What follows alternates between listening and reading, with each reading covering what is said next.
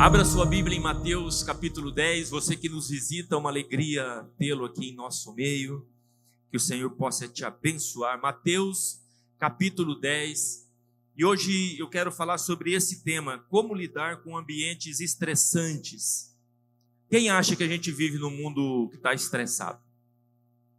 Quem está estressado aqui? Tem alguns que estão estressados, né? Hoje parece que mais do que há um tempo atrás, parece haver mais agentes estressantes. E eu estou lendo um livro que a pastora Cidinha comprou, e ela vai comprando, como sempre, vai colocando lá para mim ler, né? De vez em quando ela aproxima um livro de mim, intencionalmente, para que eu leia. E o livro tem um título chamado Margem, do Richard Swenson. E de forma resumida, eu não terminei o livro, o título é Margem, porque a margem, de forma objetiva, é ter tempo e recursos para se refazer. E toda a estrutura do livro fala que cada vez mais nós temos menos margem. Então nós vivemos em ambientes estressantes, mas não temos margem para nos refazer. As condições do mundo moderno devoraram as nossas margens. Então a gente não consegue refazer as nossas energias, né? A vida nos últimos 30 anos acelerou. Quem concorda que acelerou nos últimos 30 anos? Parece que na época a mais, né? Então, mas na época dos meus avós parece que passava mais lento, mais devagar. Hoje está acelerado. E o autor do livro diz que pior, está acelerado e a gente não sabe como desacelerar ele. É como um carro que pisaram no acelerador e não tem como tirar. Hoje você vê criança novinha, pequenininha, 7, 6 anos, criança estressada, né? Tão estressada. Hoje até os cachorros estão estressados. Já ouviu esse tema? É verdade, já tem psicólogo para cachorro. Eu costumo dizer que cachorro na minha época, quando muito, ele tinha uma casinha no quintal e era só. Ele comia o que a gente comia. Hoje não, hoje tem todo um tratamento. Não que não deva ter, amém, gente? Vocês estão entendendo o que eu estou falando, né? Mas até o bicho está estressado. Lá em Londrina criaram uma lei, os vereadores criaram uma lei e proibiram soltar fogos em dia de, por exemplo, passagem de ano novo, porque estressa os animais, né? Cansaram de socar algodão nos ouvidos dele, não adiantava nada, os bichos ficam estressados. Bom, fato é que a natureza, de forma geral, ela anda meio estressada, né? Sem margem, diga sem margem. Assim. E muitas vezes, amados, por causa dessa falta de margem aí, nós somos tomados por sentimentos que a gente não consegue explicar e nem controlar, né? Eu vou dizer alguns, talvez você se identifique. Cansaço, por exemplo, um cansaço que não para. Dorme, mas não renova. Né? A gente acha que fadiga, alguns se sentem desanimados, outros chegam a definir como sentimento de angústia. Me lembro uma vez que fui visitar uma pessoa no hospital psiquiátrico e eu tentando ali, como pastor novo, tentando compreender essa dor que a gente não consegue dar nome. Ela só dizia assim: é uma dor no meu peito que aperta o meu peito e eu não sei explicar. É assim, eu me sinto angustiada, não consigo explicar. Outros colocam a palavra aflição, e Jesus falou sobre esse tema, aflição. João 16:33, ele diz assim: estas coisas vos tenho dito para que tenhais paz em mim. No mundo passais ou tereis aflições, mas tende bom ânimo, eu venci o mundo. Interessante, sabe o que significa essa palavra aflição no original? Lá na língua que Jesus estava falando, ela tem uma definição interessante. A aflição no original é aquilo que pressiona o espírito. É uma pressão no nosso espírito. Fala de um espaço estreito, fala de um lugar confinado. Essa é a ideia que Jesus está dizendo. Vocês vão passar por aflição, ou seja, vocês vão ser pressionados no espírito. Vocês vão se sentir como que num espaço estreito, confinado. Olha, eu achava que era frescura, Estou confessando aqui para vocês, quando alguém dizia assim, síndrome do pânico, essas coisas, eu achava que era frescura. Mas um dia nós estávamos numa reunião lá em Londrina, na casa do pastor Davi, se não me engano era um domingo, um dia de semana. Eu sei que ele morava no 9º andar daquele prédio que nós fizemos a reunião, e na hora de ir embora, fica aquele negócio, vamos todo mundo junto, não vai? É de mais, é de menos? No fim é que entrou todo mundo dentro do elevador que estava ali, e a gente começou a descer. E aí o meu filho mais velho, apertadinho, todo mundo lá dentro, ele diz assim, pai, só falta parar isso daqui. E a Bíblia diz que assim como imagina na sua alma, assim é. Pois o elevador desceu, travou lá embaixo. Não tinha porteiro, celular não pegava, e nós estamos dentro de uma caixinha como de sardinha. E eu pensei comigo, que sensação horrível. Daqui a pouco eu ouço a voz do pastor Davi lá, tudo bem aí? Eu falei, meu Deus, alguém percebeu, graças a Deus, né? Não, estamos presos, espera aí. Bom, ele mexeu lá, fez, daqui a pouco nós fomos liberados. Mas algo aconteceu aqui dentro de mim. Eu fiquei com medo de andar em elevador. E se eu pudesse, até 5, 6 andares eu ia pela escada. Já aconteceu isso com você? Mas eu morava no 13º. Então, quando eu entrava dentro do elevador, primeira coisa eu via, tem interfone? Tem porteiro? Esse era o meu primeiro pensamento na minha provisão, E olha, foram alguns meses assim, para essa coisa ser desfeita de dentro de mim. Comecei a orar, falei assim, isso não está certo, mas criou um registro dentro de mim que eu não conseguia explicar. Eu compreendi melhor o que significa a palavra aflição. Então, quando as pessoas vinham compartilhar suas dores, eu vi o Senhor me ensinando como pastor que eu precisava ser mais misericordioso, que eu precisava ter mais empatia. E, de fato, eu aprendi uma lição. Então, quando eu descobri essa definição no original, aquilo que pressiona o espírito, espaço estreito, confinado, imediatamente me veio essa cena à cabeça. Eu tenho entendimento do que é a aflição. Então, a gente consegue até perceber, já discernir alguns lugares que são estressantes para a gente. E a gente evita esses lugares, sim ou não, gente? Tem gente, por exemplo, que não suporta lugar onde tem muita criança, gritando ao mesmo tempo, correndo ao mesmo tempo. Tem alguém assim? Não. Alguém diz, Jesus, né? Minha mãe era uma assim, ela dizia, não, manda parar. E ela tinha uns 11 netos, mais ou menos, né? Era uma loucura, mas aquilo deixava ela meio atordoada. Em Mateus, capítulo 10, Jesus, então, está chamando os seus discípulos. Diz assim, Mateus 10, de 1 a 7, você pode olhar na tua Bíblia aí. Tendo chamado os seus 12 discípulos, deu-lhe Jesus autoridade sobre espíritos imundos para expelir e para curar toda sorte de doenças e enfermidades. Ora, o nome dos 12 apóstolos são estes.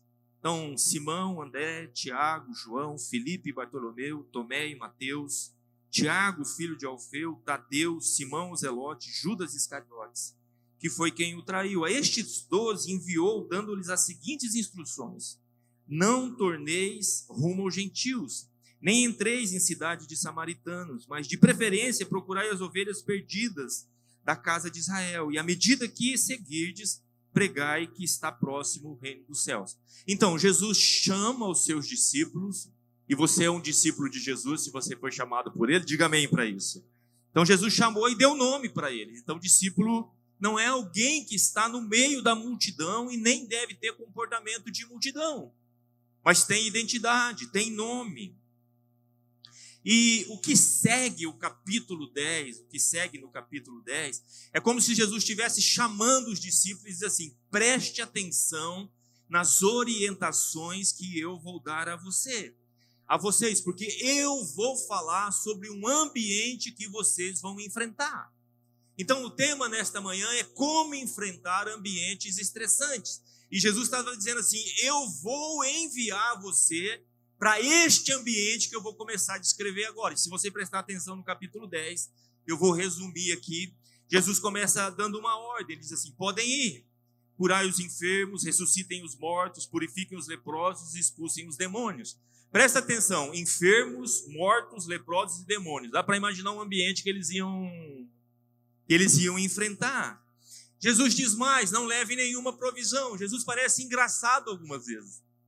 Ele diz, eu estou mandando vocês para o meio de enfermos, gente morta, gente leprosa e demônio também. Não levem nenhuma provisão. Ao entrar numa casa, vocês vão dizer, paz seja neste lugar. Se for recebido, a paz vai ficar lá. Se não for, vocês pegam a paz de volta, sacodem a poeira do pé e sigam a viagem.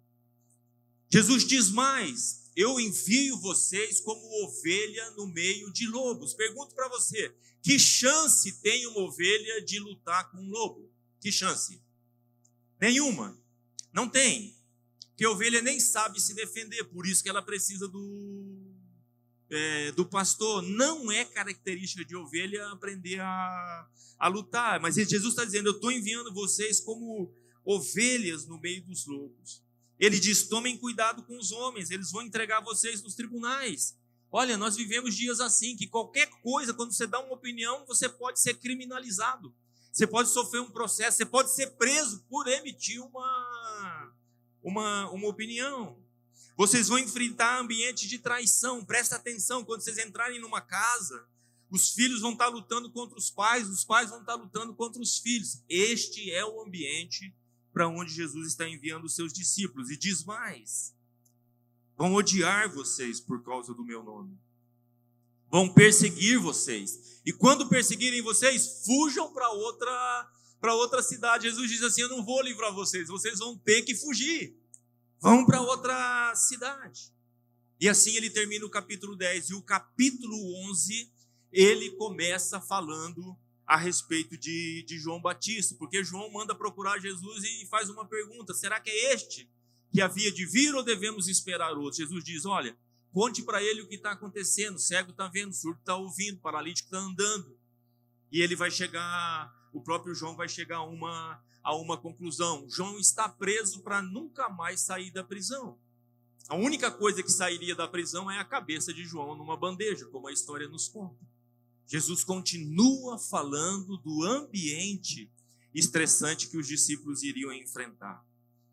E no capítulo, e dali, João sairia morto. Na sequência, Jesus ainda fala da geração que eles estavam vivendo e o que eles enfrentariam. Ele diz assim, essa geração é uma geração que toca flauta e não dança, pede para tocar flauta e não dança, pede para fazer lamentações e não chora. Em outras palavras, essa geração não sabe o que quer. Vocês vão pregar o reino para uma geração que não sabe o que quer. Repita comigo, não sabe o que quer. E estão perdidos, por não saber o que quer, andam perdidos, né?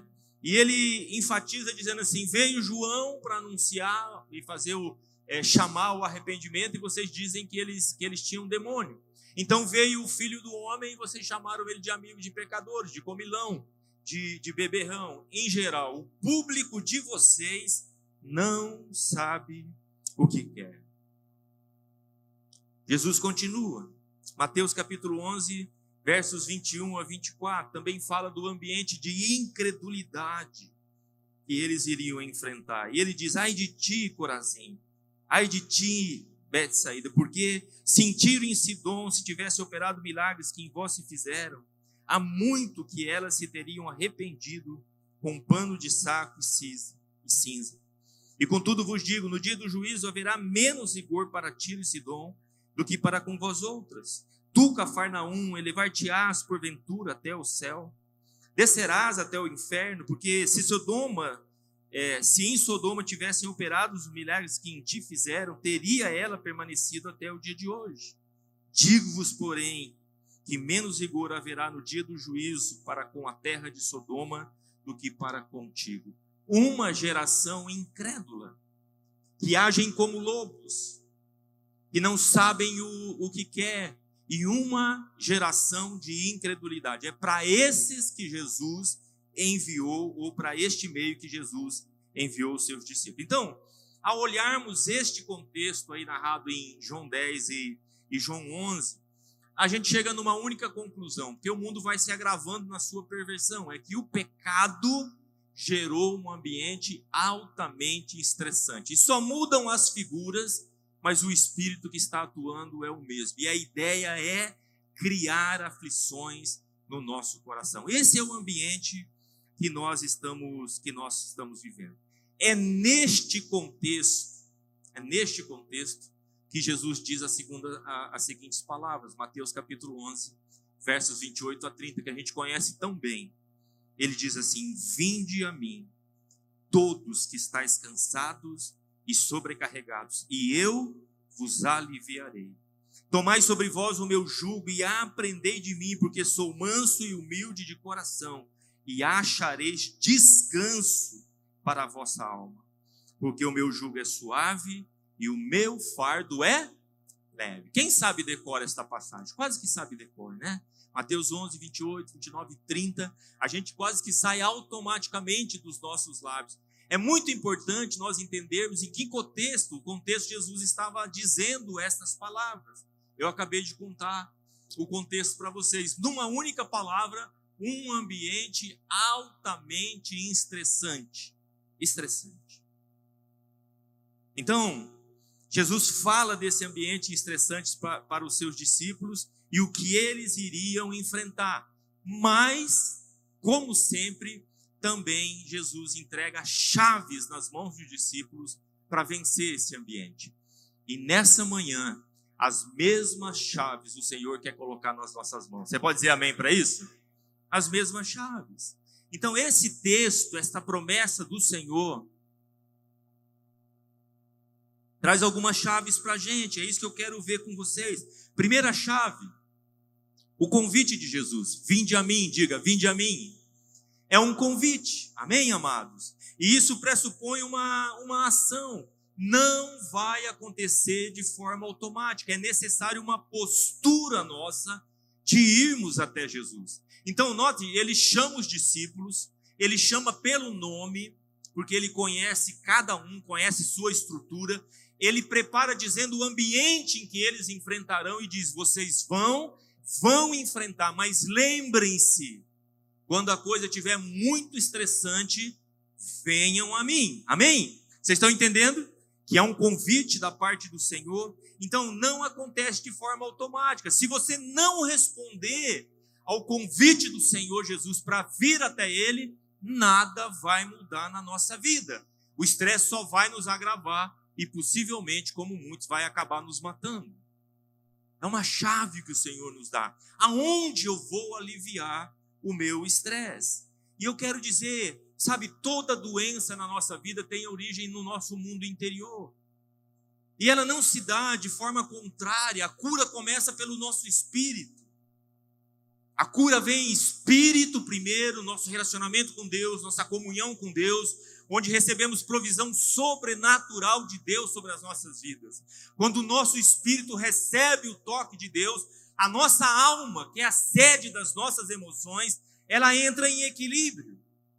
E as nossas emoções, a nossa alma equilibrada, traz saúde para todo o nosso corpo. É interessante, porque tem gente que vai para a academia, começa a correr, começa a pedalar, mas não muda o aspecto, não consegue descansar, não consegue ter paz, porque está tentando fazer o processo de fora para dentro.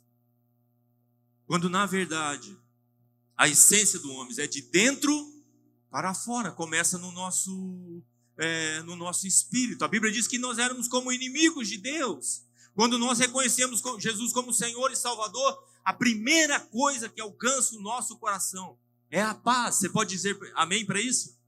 Entra a paz no nosso coração. Então, a primeira chave é vir até Jesus. Vinde a mim. Diga mais uma vez, vinde a mim. Diga para o seu irmão, vá até Jesus, meu irmão.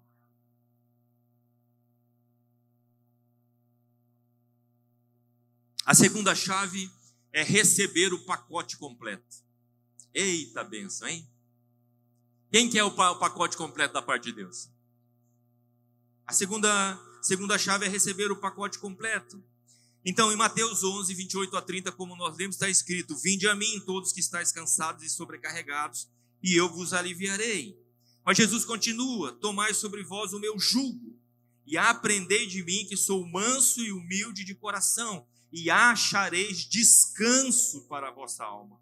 Porque o meu jugo é suave e o meu fardo é leve. Então, nesse texto, Jesus ele traz duas propostas para nós: alívio e descanso. Diga comigo, alívio e descanso.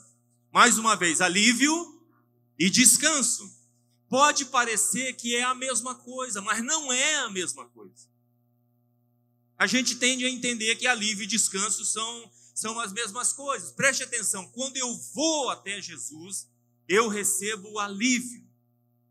Alívio é a primeira promessa. Mas alívio e descanso não são as mesmas coisas. Deixa eu dar um exemplo para vocês. Uma vez nós saímos de férias e fomos para uma ilha lá no Paraná. Tinha muita estrutura, piscina, nós levamos nossos filhos, outros pastores foram juntos. E uma das coisas que tinham lá é aquele caiaque com remo, sabe, individual. E era cercado por a ilha, né? É uma ilha numa represa, era água doce, mas tinha ali uns caiaques. Eu acordei numa manhã lá, linda, e eu falei, vou entrar nesse negócio e vou dar uma remada. E fui com força do remo, e fui, ai, que delícia, e fui. Bom, aí começou a ventar no meio do lago. Ei, amados, eu já estava cansado da ida. Aí pensa num sujeito penando. Eu falei, meu Deus do céu, remo. E nunca que chega essa ilha, essa praia. Então presta atenção, quando eu cheguei de volta, que eu coloquei o pé ali na barranca da represa, qual foi o primeiro sentimento que invadiu meu coração? Alívio, meu Deus.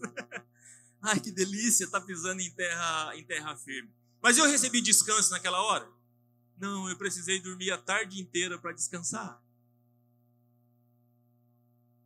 O alívio vem quando eu me livro da situação. Mas o descanso não é assim. O descanso ele tem um processo que segue. Eu precisei dormir naquela tarde até quase perder da hora para receber o descanso. Nesse mesmo texto, Jesus usa duas palavras. Ele usa o jugo e o fardo. E os judeus, para quem ele está falando ali, os seus discípulos, eles entendem estas palavras, jugo e fardo, né? Porque o jugo, eles viviam debaixo do jugo romano. Já viu essa expressão? Subjugado significa colocado debaixo de um jugo, contra a vontade, subjugado, debaixo de um jugo. E o fardo tinha a ver com todas as leis cerimoniais que os fariseus, os saduceus, os religiosos da época criaram e escravizaram o povo debaixo de tanta ordenança, de tanta lei, coisa de homem que Deus não havia pedido para fazer. E Jesus está dizendo assim, eu vou trocar o jugo e eu vou aliviar o fardo. E eles entendem perfeitamente esta linguagem. Então, acho que tem uma imagem, pode pôr para mim, Maria, por favor. Sabe, eu não sei o nome que você dá, né? Lá no Paraná chama canga, ou jugo. Ali, normalmente, você encaixa a cabeça de um boi mais experiente e coloca um boi mais novo para caminhar do lado dele, porque o boi mais novo vai aprender com aquele animal que está mais traquejado.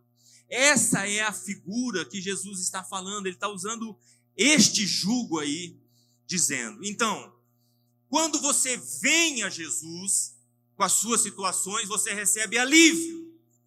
Mas Jesus está dizendo assim, quando você toma o meu jugo, então Jesus está de um lado e ele está te convidando a tomar lugar do lado dele. E quando você se coloca do lado dele, o que você experimenta então é descanso. Quantos estão entendendo? Essa palavra, jugo, é a mesma palavra de origem de cônjuge. Sabe o que é esposo, esposa? O que é cônjuge? É andar juntos em aliança debaixo do mesmo jugo, lado a lado. Você vai para lá, eu vou para lá, você vem para cá, eu vou para cá. Nós estamos, por isso que nós chamamos cônjuge, debaixo do mesmo jugo. Então, quando eu vou até Jesus, eu recebo o alívio. Mas quando eu me coloco para caminhar ao lado dele, tomando o jugo dele, experimentando o fardo dele, que ele diz que é leve, então eu recebo o descanso. Qual é o grande problema nosso? O grande problema é que nós pregamos muitas vezes e vivemos um evangelho de alívio, apenas de alívio. Nós tocamos a nossa vida buscando alívio. É por isso que tem tanto crente estressado, porque ele vem só buscar o alívio. E a gente prega o evangelho prometendo para as pessoas alívio. Não que seja mentira, mas é incompleto. Quantos entendem o que eu estou dizendo? Ele é incompleto, porque o alívio não é toda a verdade que Jesus está falando. O alívio é comportamento de multidão. Note que quando Jesus chama, ele dá nome. E isso fala de identidade, isso fala de compromisso. Por isso que é tão importante você fazer parte de uma das nossas células. Porque num grupo grande como esse, vai crescer mais para a glória do Senhor, difícil nós nos conhecermos. Por isso que é importante estar numa célula, onde não apenas você ouve, mas você fala também, você expõe teu coração também. Você recebe oração, você ora pelas outras pessoas, você tem vida de corpo, você se coloca lado a lado. E experimenta este lugar. Mas a nossa tendência é apenas o alívio. Eu quero alívio para a minha dor física, eu estou sentindo dor, eu quero que orem por mim. Eu quero paz no meu casamento, alívio nos meus relacionamentos. Eu não consigo engravidar, eu quero esse milagre para a minha vida, alívio. Eu quero me casar porque eu estou cansado de andar solteiro. Aí já não sei se é alívio mais, né? Os casados podem.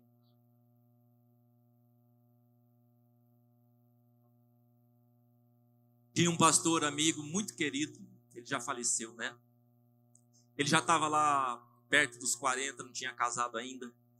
E o pastor dele, que era o pastor Samuel, disse que ele tinha pregou na casa dele uma saia, assim, na parede do quarto dele. Todas as noites ele, com cabide, ele pôs a saia lá e toda noite ele fazia a seguinte oração: Senhor, enche essa saia em nome de Jesus, né? Deus ouve todas as orações. Fato é que nós fomos no casamento dele, né? Deus preparou uma mulher de Deus para ele e ele acabou. Então, se você está solteiro, quem sabe, né? Se você é menina, pode orar para encher o quê? Um terninho, alguma coisa assim? Uma calça. Dá certo também. Dá certo. Tem outros que já estão lá na frente, Senhor, livra-me do mal, né? Não quero um emprego, quero isso, quero aquilo outro, alívio.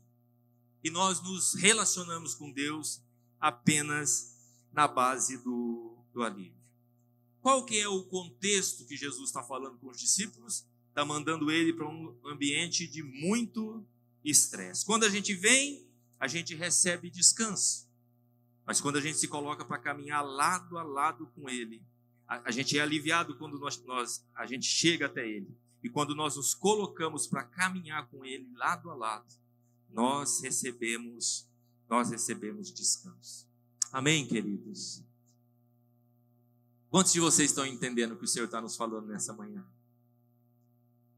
E aí, sabe que eu quero orar com você nessa manhã.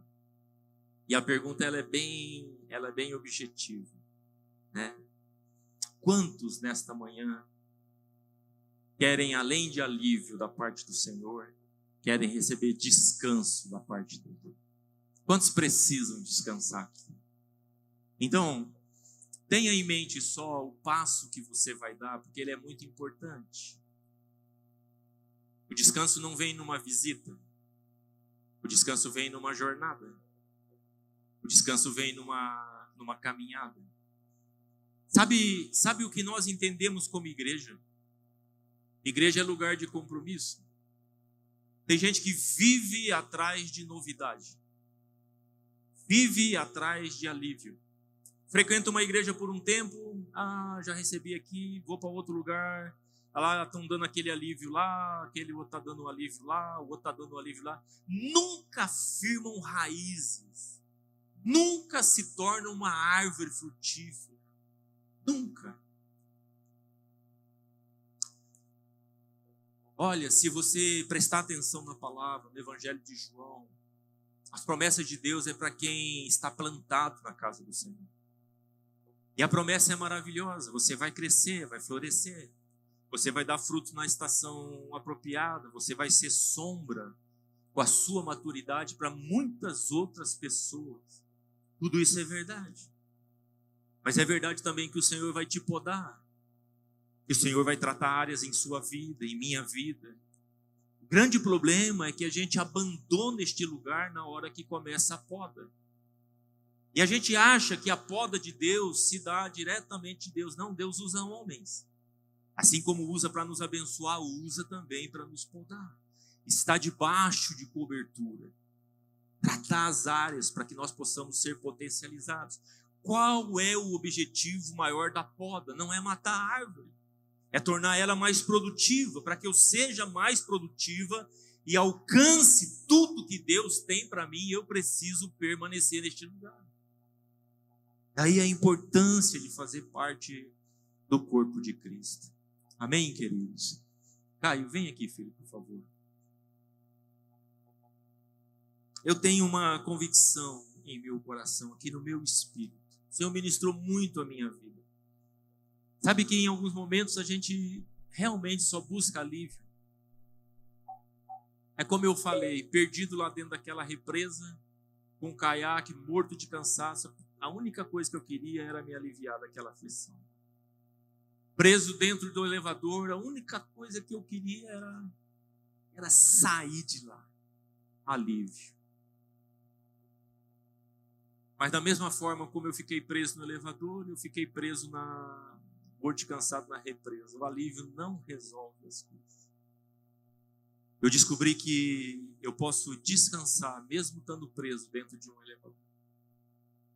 Eu descobri que eu posso descansar mesmo sem forças para remar no meio de uma represa. A busca ansiosa pelo alívio que faz perder o grande foco de Jesus, que é o descanso nele. Quando a gente alcança esse descanso nele, amados, a nossa vida muda. Porque coisas podem nos acontecer, circunstâncias podem vir sobre as nossas vidas. A gente não tem controle sobre todas as coisas. Eu contei outro dia para vocês, né? Eu mesmo peguei o porta-mala do meu carro, dando uma cesta básica para o mudinho, e fui fechar a porta do carro, dei com força na minha própria cabeça. É uma fração de segundos. É uma decisão errada que a gente toma. É um passo impensado que a gente dá. É algo que a gente não espera, não é verdade, Cláudio? O que acontece com a gente? Mas olha, há um lugar de descanso no Senhor. E é para todos nós. Presta atenção, amados. A jornada com Jesus, o descanso não é o fim, o descanso é o começo da jornada com Ele. É quando eu me rendo. É quando eu digo, eu estou cansado de lutar com as minhas forças. Eu estou cansado de bater cabeça, de fazer escolhas erradas. Eu estou cansado de andar sozinho. Senhor, eu quero me juntar agora para andar com o Senhor e aprender com o Senhor. Então, se nessa manhã você quer para a sua vida mais do que alívio, você quer experimentar o descanso da parte do Senhor, eu quero convidar você a ficar em pé em seu lugar e nós vamos orar juntos. Quantos músicos cantam esta canção? Posso descansar. Aleluia. Posso descansar em tuas mãos. Posso descansar. Posso descansar.